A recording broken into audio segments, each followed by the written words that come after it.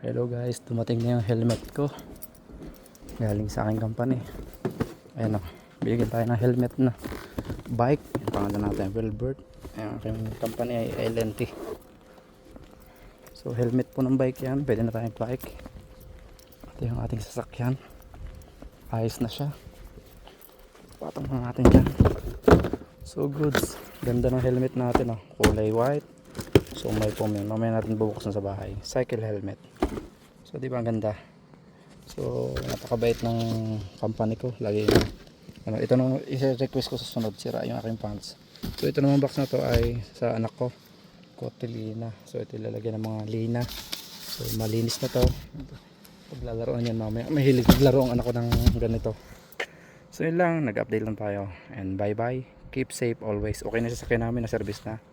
Bye bye. Thank you for watching and God bless you all.